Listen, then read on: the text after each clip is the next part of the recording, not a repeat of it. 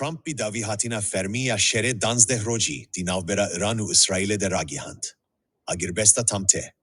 Serokê Amerîkayê Donald Trump di yek jî postên swêyên balkêş de ragihand, ku Komara Îslamî û Îsraîl li ser agirbesteke tam û dualî li hev kirine.